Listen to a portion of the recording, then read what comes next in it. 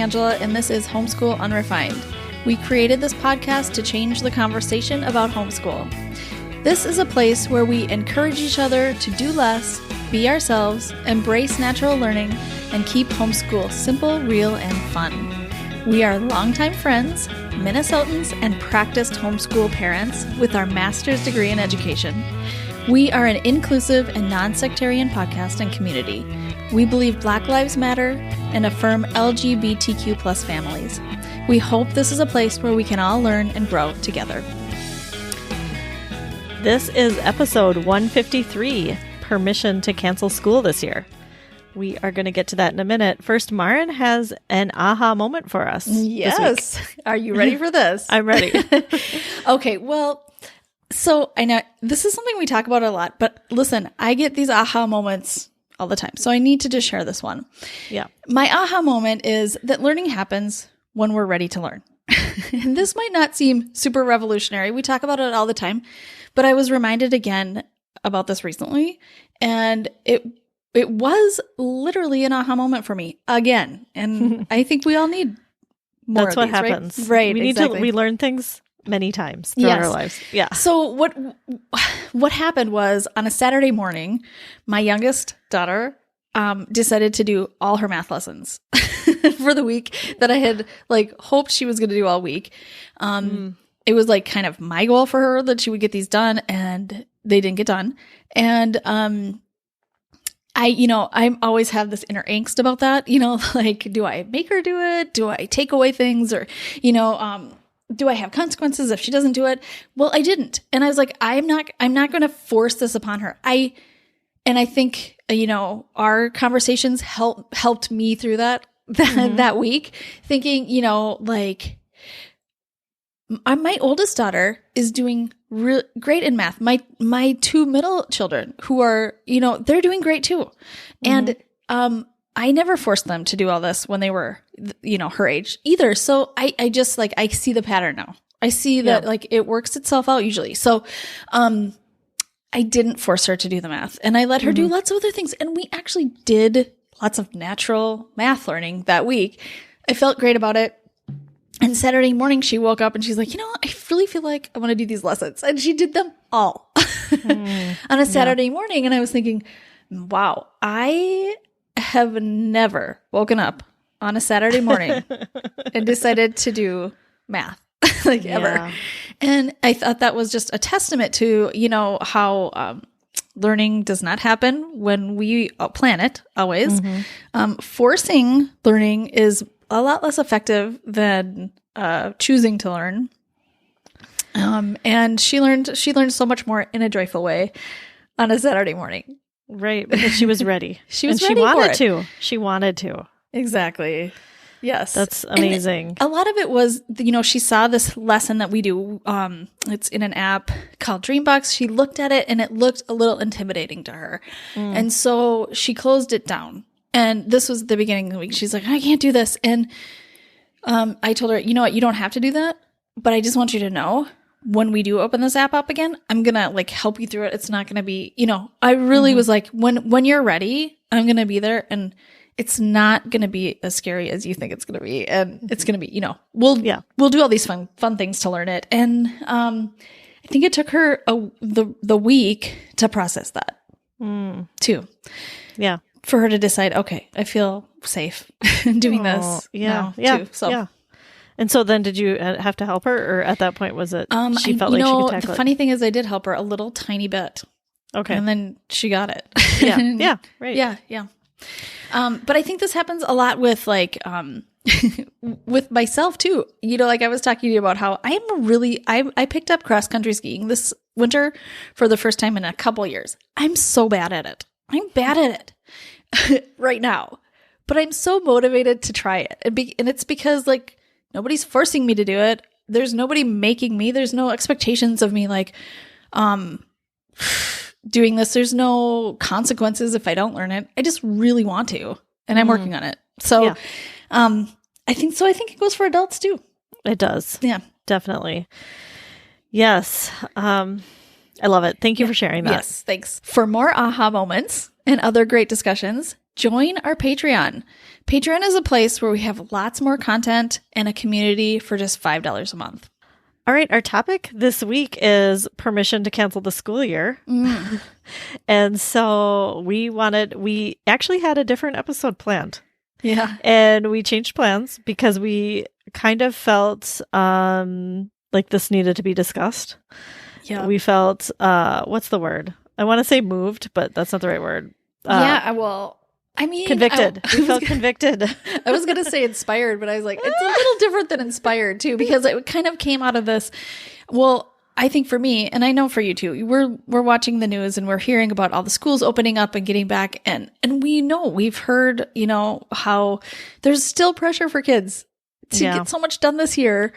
And we're just feeling like we really want to be a voice to yes, we do. Let go of the pressure. Yes. Yeah. So we want to tell you that you have permission to not do school this year. And we'll tell you why in this episode. But we just think that's really important to say because life is not normal this year.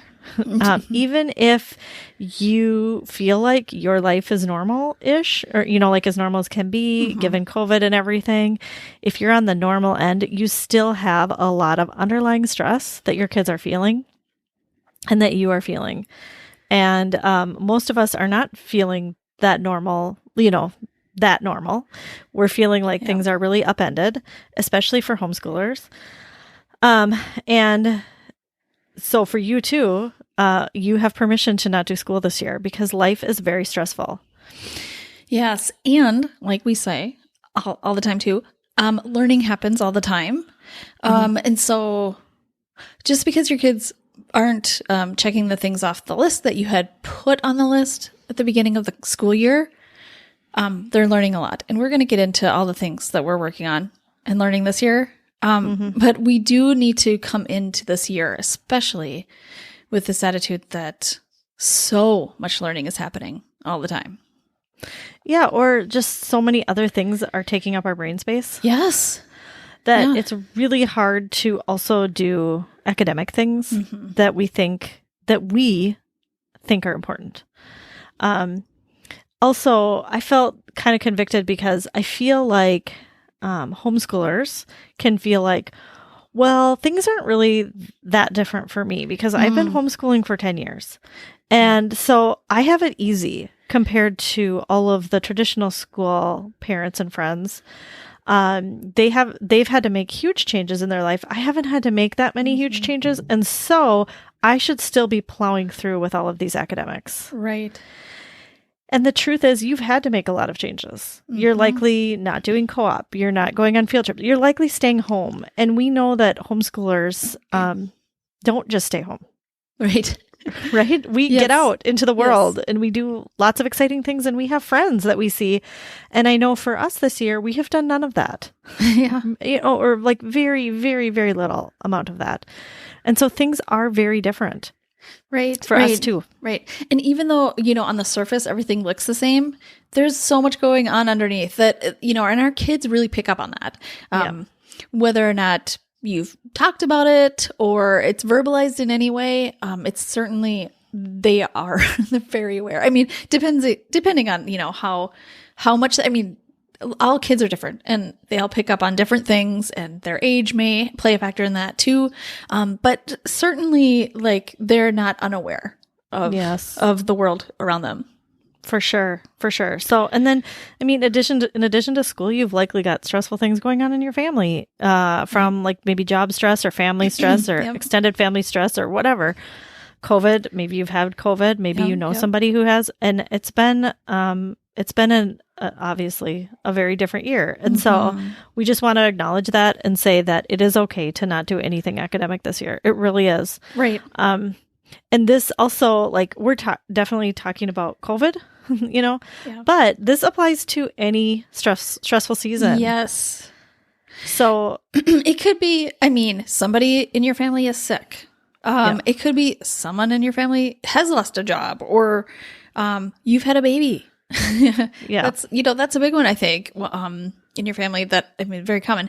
And I think it's that is the learning experience is whatever that is, and how are you taking care of yourself through those things? And, I have to say, it doesn't always have to be a super stressful situation either. It could be, for a year, almost a year, our family traveled, and it was exciting and this amazing experience. We did so little school that year. I mean, we really did. So, but I feel like it was also an explosion of learning all year. So yes, I could, if I had placed any real expectations academically on my kids that year, something would have given. And we planned this trip and we put so much effort into traveling that I wanted to make sure that the learning was focused on all of that. And I'm so glad we did. Right. So. Right. Definitely. And then another thing that I just wanted to say, we're obviously a homeschool podcast, so we have homeschool listeners, but I feel like I want to give this plea for traditional schoolers as well. And I know we don't have any say there, and most people don't have any say, whether you're a parent or a teacher or an administrator. True. You likely don't have much say, but I feel similarly for them as well. So, So what are some things that we are learning besides academics this year that should take precedence? And, and we talk about this a lot because we talk about how great it is to be homeschooling. And when there are mental and physical things that are happening to us, that we can sit and talk about them and learn about those things. So even just surviving the pandemic emotionally and mentally could be our whole year of learning. That's what our learning is. How do I emotionally handle this? Yeah. How do I mentally handle it? I mean, and that I feel like is the umbrella thing that's happening as we're surviving a pandemic. I feel like there are so many things under that are also happening. But yeah, if that's all we said, you are surviving a pandemic, I guarantee you in 5 years, 10 years, 20 years, you are going to look back and wonder how you did it. And, we all know we're just putting one foot in front of the other and we're just doing it. Right. Right. But I know in 20 years, I'm going to be like, why did I force math? Yes. Or so much was going on right then. Why did I force anything academic? We had so much other stuff to learn. Absolutely. So true. So I think dealing with stress. So we're all going to have stress in our lives. Good things and hard things are going to happen to us. Right. And our kids are all learning how to deal with that stress. It can be this, worldwide stress, like this pandemic. It can be a family stress. It can be something personal going on with you. There's lots of different kinds of stress, but right now our kids are getting the skill. They're getting real life experience and how to deal with this. And you are coming alongside them through that experience. And how great that they are learning these very deep and important things when they're living with you. And you get to be their guide and you get to bring them through this rather than dealing it what if they, what if something like this happened when they were this could be your kids too, but let's say they never learned this kind of stuff and then, they're 25 or something and it's just harder. It's harder. Yeah. So so great that they can learn this right here alongside you. Right. And you can have these long, deep conversations or however you work as a family. You can do that today. Too. Yeah. And I mean, as much as I don't want bad things to happen to my kids, I don't want them to feel stress. Yeah. But I actually know that it's going to be helpful later because when they're 25 or 30 or 35 and something stressful happens to them, they will know, oh yeah, I've been through this before and I have some strategies and I know I'm going to make it through it. And I talked through it. I talked through this with my parents or, even just having conversations. I mean, I know that as a kid, I certainly went through stressful things, but I don't know that I, talked through so much of it. No. And I feel like this is our opportunity to do that. Right. Another thing is just spending time with your family. How do you negotiate that all day? It's good to learn boundaries. This is what's working, for me as a family. I can spend this much time together and then I need some alone time and, figuring out what's a good balance for you. And I mean, just spending time together as a family for fun and relying on each other to to have that, to have those relationships, it's just, that's priceless. Yeah, I never want to wish a pandemic on us again. I am thankful for our kids relying on each other. Yeah. For fun. Yeah. I mean, my kids don't see other friends really, unless it's outside, which has been very cold. So that hasn't happened. Exactly. So really their siblings are their friends, their parents. I mean, our family is their social life right now. Yeah. In person, their in-person social life. And that is hard. Yeah. That's really hard. But it's also, we're learning lots of skills. Like, you know what? I want to play this game and you're it. So yes. How can I be okay with that? How can I negotiate this with you? How can we both get what we want out of this situation? I don't know how many times I've said to my kids, like, you have to figure this out now. This is so good you're working on this now, because someday this is going to be a roommate or a coworker or a partner or something, and you're going to have to work this out again. And how are you going to deal with that? So I'm so glad you're getting the practice now. Right. And because we're living so closely together, I feel like my kids can be a little more sensitive towards each other, where they can say, oh, I see this kid is like having a hard time. And so I am going to, be a little bit more gentle on this person today. Yeah.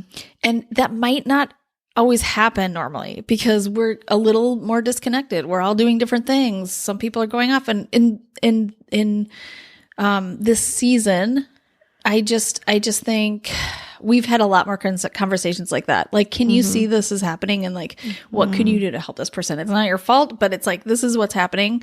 And we want to like come alongside that person and like help them. Yeah. Yeah. That's so important. Yeah. I think it's also like, I don't know about your family, but my family, we all kind of have highs and lows at different times, which I think is really helpful.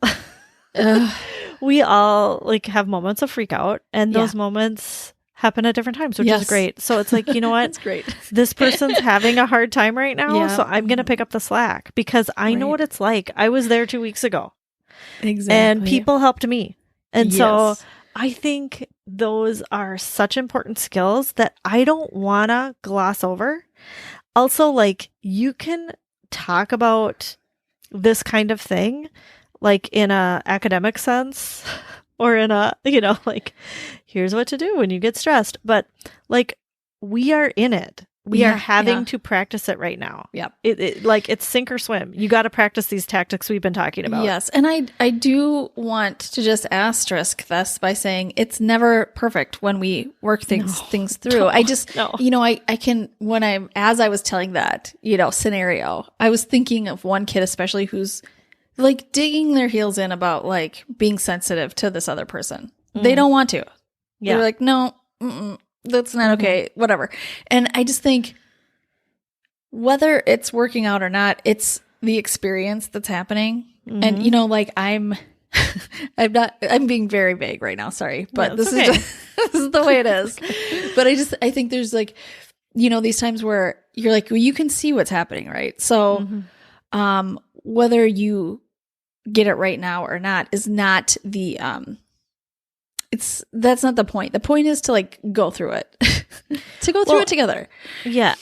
And to try and be vague and help you out, your one child might not get it right this time, but might the next time it happens, look back and go, when I reacted that one way, it didn't really work out very well. Right. Maybe I should try something different this time. And then sometimes, it's often with more maturity and just age too. Yes. So like in a couple years, I feel like this kid is going to be like, oh yeah, I could have, done that better, or this time I'm going to do this differently. Yes, definitely. So I just think, we can't be like, oh, this kind of sounds like we're saying we have this like Pollyanna-ish view of like how great, this time is together, that we're all working these things out. And it's not like that. Not like that.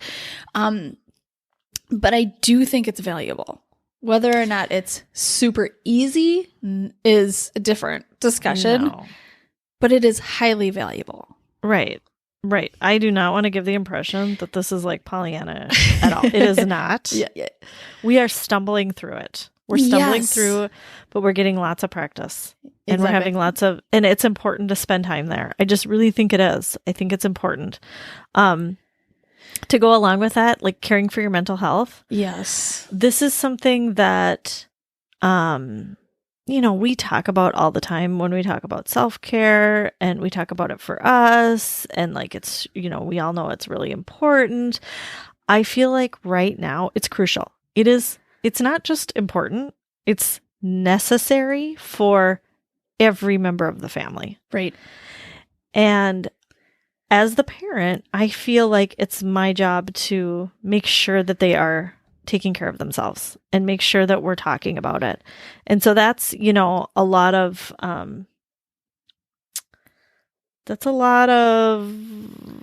responsibility for me. Yeah. And it's a lot. That's a big thing that I lot. want to spend time on. That's a big thing.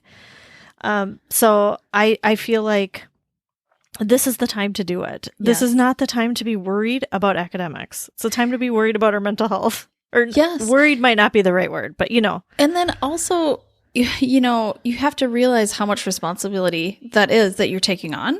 Yeah. And how much energy that you're taking on when you're doing that kind of stuff. And then realize that has to come from somewhere. Mm-hmm. That isn't just created out of nowhere. So like, what are you going to do less of? Math? Writing? Mm-hmm. I don't know. Like there has to be something that gives. We can't just like continue to plow through unless that's life-giving to your family and like that's working for you.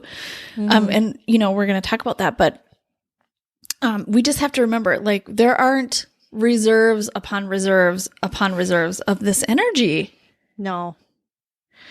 And so if we're really valuing this mental health and the communication that we're learning with as our family, and we're learning boundaries, and we're learning, I don't know, all these things. We just have to remember if we're valuing those things, like remember you can't do all the things that you value all the time. This is your time to do these valuable things. Mm-hmm. And then next might be, some more academics later. It's okay. Mm-hmm. It's all important. Right. But honestly, with the mental health, when mental health is, or emotional health, all these things, I don't know. I'm trying to think of another word. But anyway, when those things are like kind of the foundation, the thing that like, that your bedrock, it's a lot easier to add on academics when that kind of stuff is. When it's time. Yeah. Right? I mean, but like, I think what we tend to do, and I think this is just what our society does, is like we really focus on the academics and like we have to do these things at this certain age, but then we forget about all the mental health and all the physical, relational work that is required to do all this stuff. Mm-hmm. Yeah. So these are real life skills we are practicing in real time. This is not like we're not going through a curriculum and getting to the section on mental health or getting to the section on sibling relationships and having a conversation. Like this is you have to be the one to choose it. Yes. Yeah. This is sink or swim right now. Right. Nothing's more important. No academic subject is more important than this. So true. And I also think when someone is under this much stress, they're not going to, you might learn some stuff. You might retain some stuff, maybe, but you're probably not going to. You're probably not going to as much. Yes. Yeah. So it's so true. A couple other things quick that I feel like our kids are learning. I'm not going to say they have. None of us have arrived. We're working through. But I feel like we're working on how not to be bored and how to take ownership of our own interests and stuff. Like, yeah, that's good. I think in the past we've been like, well, we're bored. Let's sign up for these activities. And like, and that's not happening right now. So we have to take it upon ourselves. Yeah. And I feel like I think that's a life skill. It's a life skill. That is a life skill. It's going to serve them the rest of their lives. Also, exercise. Our kids are learning to find things that they like to do for exercise. Yeah. instead of the thing that they got signed up for. Gosh, you're so right about that. And Yeah. that like ties into mental health too. Mhm. But yeah, our kids are really like, I'm like, since you're not getting outside much, since you're not running around with friends, since you're not in that sport, we got to figure this out. Like, how are we going to do this? Right. We need a plan. Absolutely. Absolutely. And then also and this is where some people are going to maybe shut down, but I feel like our kids are working on things that they want to work on, including Minecraft cities. Mm-hmm. I think my daughter has a job in Roblox. Yeah, I think she does. My kid, Yeah. my daughter told me that our two kids went to a class. They went to a training on for a job in Roblox. In Roblox. Yeah. I was like, I am so like, I've never felt more Gen X right now. And then I was like, how can I complain about that? That's great. Wow. Anyway, went to a training. So, and that might not be our priority. Yeah. But it's theirs. Yeah. It's theirs. And they're learning to prioritize the things that are important to them. And they're working hard on them. They signed up without our knowledge for a training. Remembered what time it was and went. Yeah. That is a skill. And my daughter even like, we don't usually have screen time during that time when she's like told me the day before, she's like, I just want you to know I am working on this thing. We're going, I'm doing this training. I'm wondering if I could take that time to go do screens for an hour to do this training. I'll get all my work done. So like there was all this planning. She had to plan ahead. Yeah. That's so great. That's so great. Yes. Okay. So the other part of this is if you are still doing academics, that's fine. You have permission to do academics. Just like you have permission to not do academics, you have permission to do academics, but I really think you need to ask yourself why you are doing the academics. Yes. Is it serving you? And if it's because you think you need to get through the material, that's not a good reason. Don't do that. Yeah. If it's because you're worried about where your kid is academically and you're worried that they're going to be behind, that's not a good reason. Right. I'll tell you, we're doing some academics and I'll explain that later. But if it's because for some other reason, you need the structure, it's a distraction, it's a good challenge. Your kid wants to do it. I was going to say, if everybody's on board with like really wanting to get through the material, like everybody, go ahead. If that's why you want to do it. But if only you want to get through the material and nobody else does, that's harder. Yes. Especially now. So you need to really be honest with yourself about that because, if you push through, you may get through the math book, but it may not be retained and you may have other like natural consequences, which is, your kid is unregulated in some other area or feeling extra stress because of that or something. Yeah, or feeling resentful towards you or not enjoying math anymore. Yeah. Or homeschooling even, Yeah. At all. So, yep, that's really good. And I think I ask myself daily. I ask myself this daily. Why are we doing this? Yeah. And if it's a good reason, I will continue. That is, but I mean, but then here's another thing. That process is also, that takes energy to think, to process through why I'm doing this and everything. So, I'm just saying, give yourself lots of time and breaks and take care of yourself, through this time, especially because that does take a lot of work.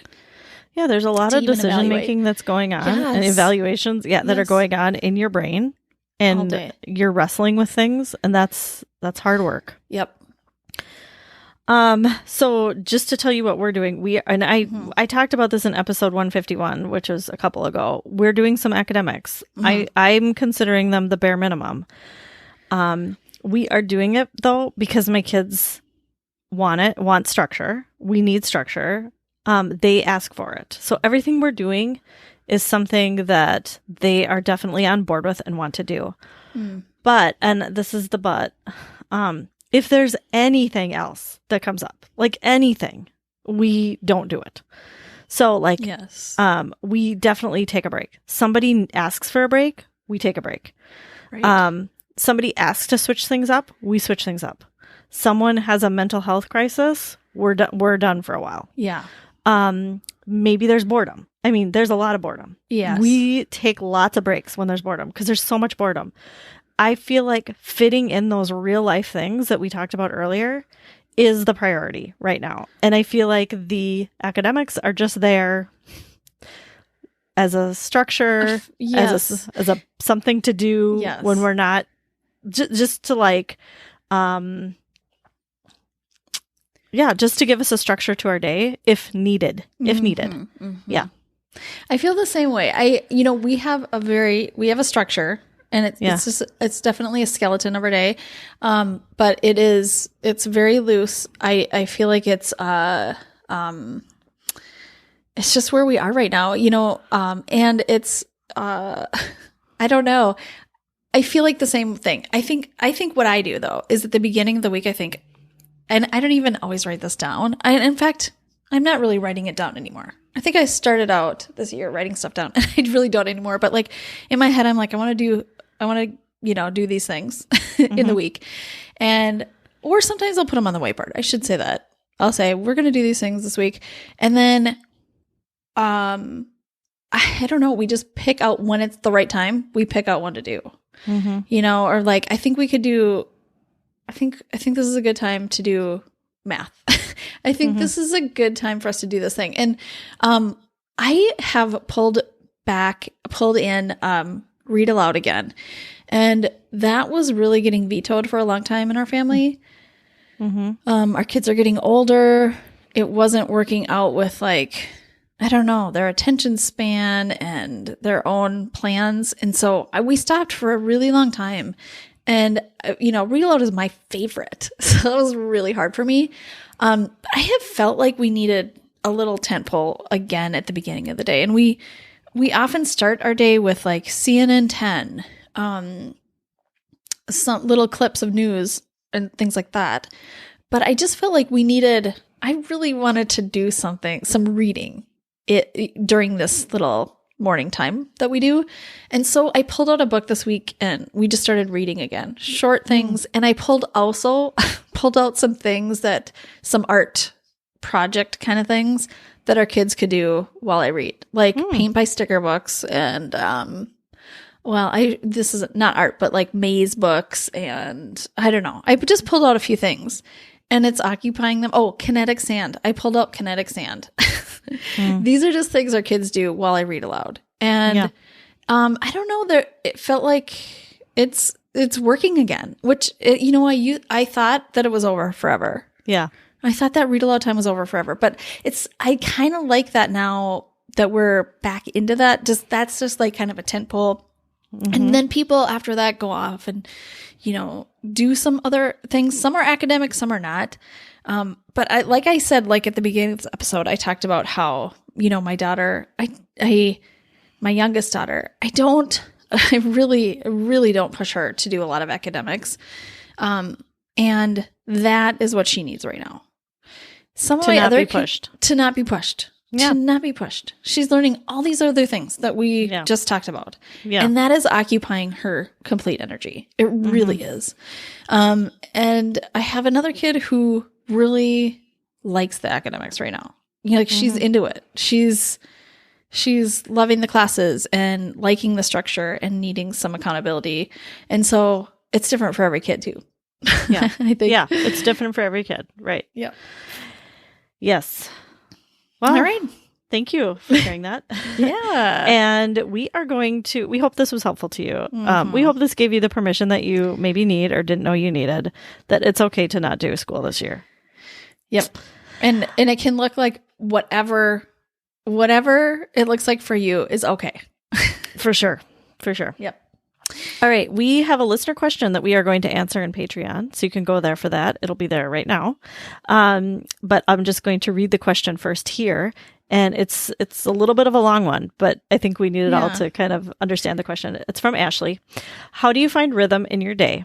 I want to feel okay with doing less and just letting learning happen naturally, but I feel like public school stole the spark of love for learning from my 8-year-old who went to public school in kindergarten and first grade. How do I bring the spark back? can I actually unschool? Like never plan anything and just go with the flow and where the love of learning takes us? Tell me it's okay if my kids have been playing Royale and Roblox Rocket Royale. Rocket Royale. Yeah, sorry.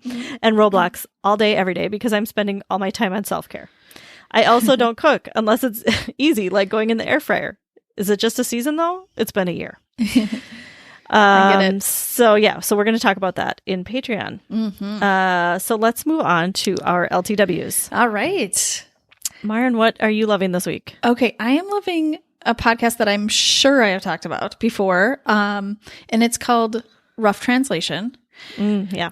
And I love the podcast in general, but this last series that they've been doing is about people who do not really fit in a box. They can't check a box on, especially, like there was one person who was talking about the caucus, and they're like, I'm not white. No, I'm not Hispanic.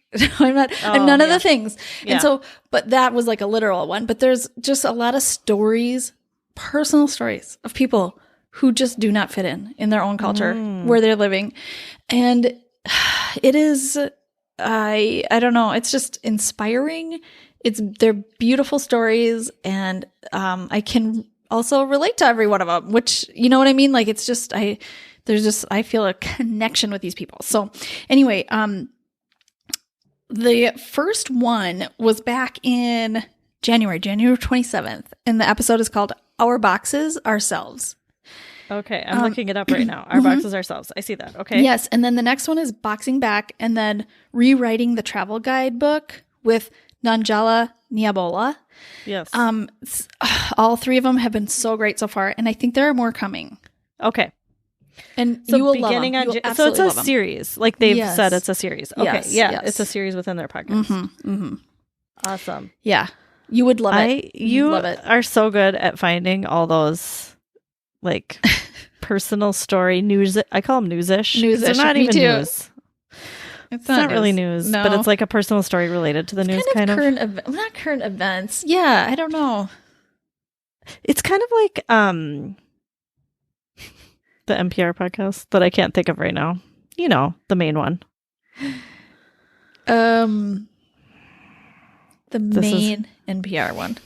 Yeah, you know, the one that I've had for like 20 years. Okay. With Ira Glass.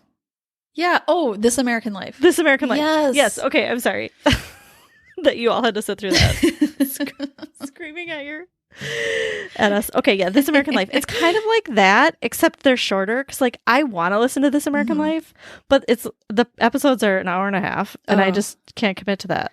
So yes, I really like when you give me these suggestions for these shorter podcasts. Yeah. Yeah. I feel like Rough Translation is this American Life, but not America. Oh, there's yeah. There are some American stories, but it's a lot about people around the world too. Oh, okay. All right. Interesting. It's eye-opening and just wonderful. Okay. I love it. Thanks for sharing that. Yes. All right, Angela, what are you loving this week? Okay. I'm loving a movie. I've been watching lots of movies and I'm going to talk about them on Patreon and our LTW Extra, but it's, it's award season. And for me, that means like I try and see all the nominated movies. And so I've watched a lot this weekend. I want to talk about one, Nomadland.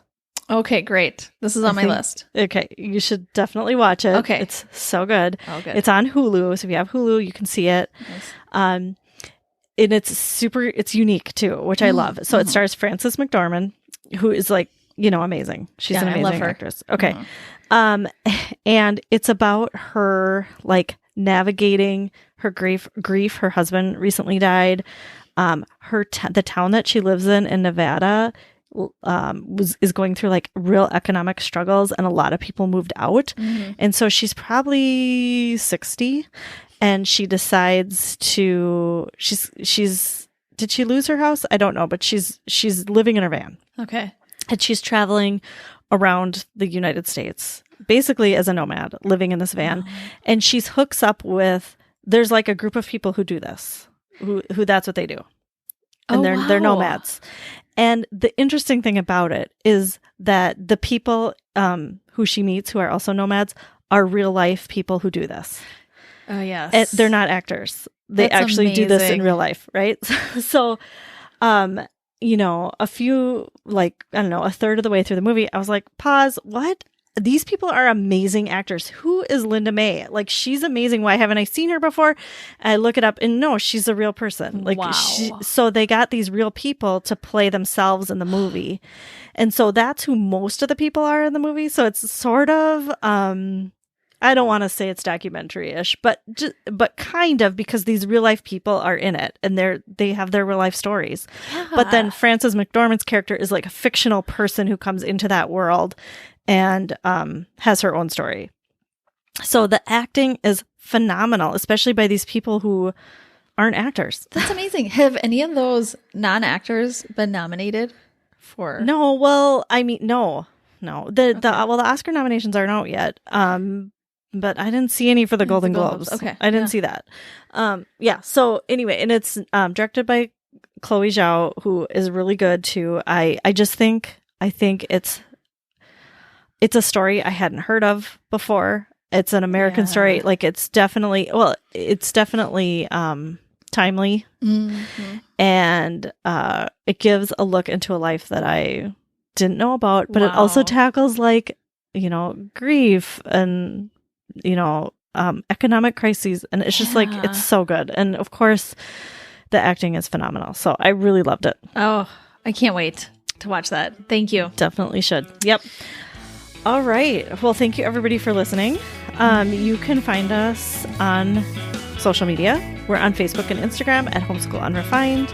We have a website, homeschoolunrefined.com, where you can find links and show notes for everything that we talked about. And we will see you next week. Thanks for listening. Homeschool Unrefined is created and produced by Maren Gorse and Angela Sizer. Amanda Ginn is our content and marketing strategist. This podcast is listener supported. Join our growing community at patreon.com/homeschoolunrefined. We donate 10% of all Patreon income and product sales to The Conscious Kid, a Black and Brown-led organization that has been instrumental in our own evolution and in leading the way in both ideological and tangible change with their work in parenting and education through a critical race lens. No matter how you homeschool, you are exactly who your kids need. You're doing great.